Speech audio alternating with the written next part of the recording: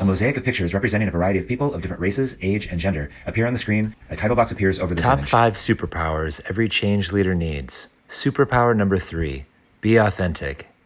Authenticity in leadership with Loretta Cooper. Authentic leadership is having a moment. In fact, authentic leadership has become so trendy, you might wonder if there's anything unique or authentic left in the concept at all. We hear phrases like, bring your whole self to work, and it's easy to imagine scenarios where that could go terribly wrong. In fact, you probably have in mind at this very moment at least one leader or teammate who you wish was a little less themselves and perhaps a little more aligned to team norms or standards. But is that really what we mean when we talk about authenticity? I think authenticity gets a bad rap because too often we see leaders using it as an excuse to misbehave, be unprepared, or generally act like a jerk. And then they use the excuse, hey, I'm just being my authentic self. One of my favorite organizational psychologists and thinkers, Adam Grant, puts it this way. Being unfiltered is not a sign of authenticity. It's a sign of low self-control. Impulsive leadership is trusting your gut and shooting from the hip. Disciplined leadership is taking the time to consider the impact of your actions on others. You see, authentic leadership has a number of prerequisites. First and foremost, it presumes that you know yourself. Self-awareness and developing emotional intelligence is a lifelong journey, holding hands with humility, curiosity, courage, and a willingness to be open to maturing and deepening the inside game. Prerequisite number 2, authenticity requires empathy. It's not an excuse for narcissism. Authentic leaders are focused on the greater good, the organizational mission, and seek the best possible outcomes, even, and maybe especially when, competing values are at play. Number 3, authenticity works best if you've already demonstrated your competence. If you don't know your business and can't demonstrate mastery over the content, nobody really cares how you're emotionally processing in that moment. Number 4, authenticity requires high psychological safety. If you want your people to be able to show up with authenticity, you have to create a culture where vulnerability and honesty is rewarded. That means a tolerance for learning and growth.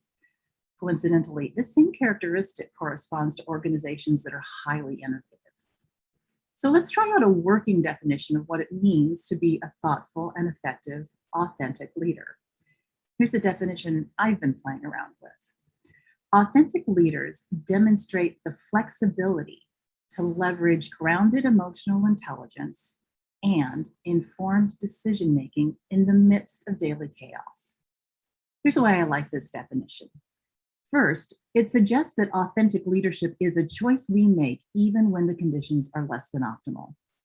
In that moment when the phone is ringing, you have 3 urgent meetings competing for your time, your inbox keeps pinging at you, authenticity is an invitation to reach for that deeper, quieter self, to bring that centered, wise you to the table to make the most intelligent and informed decision.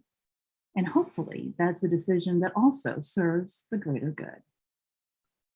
But of course, the biggest challenge here isn't just defining authenticity. The larger challenge is living into this thing we call authentic leadership. Authentic leadership is a calling. It's a standard we aim for, and some days we clear the hurdle, some days not so much. I have another favorite quote for this. Viktor Frankl was a Holocaust survivor, psychologist, and researcher who famously observed between stimulus and response, there is a space. And in that space lies all our power and freedom. That space is where we find authenticity. So how do we find that space? As with so many leadership lessons, I am finding the answer in mindfulness practices. That very first prerequisite we talked about, self-knowledge and self-awareness. Mindfulness practices enable us to expand the space between stimulus and response. Literally slow time down, to watch ourselves in action and choose a more grounded, thoughtful response in a stressful moment. Because let's face it, When was the last time you were asked to make an important decision that didn't involve stress?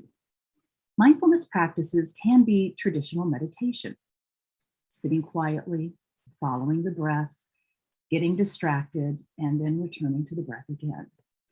But mindfulness practices can also take the form of a solitary walk or just a few deep breaths between calls. In our next video, we'll explore a simple, accessible meditation practice that can help you find that space between stimulus and response and encourage us all to be more authentic in our leadership and relationships. In the meantime, I'd like to know how you would define authentic leadership. What's your working definition? You can add your comments in the chat below. We'd love to hear more ideas. For the Wheelhouse Group, I'm Loretta Cooper. Wheelhouse Group, guiding business and technology change.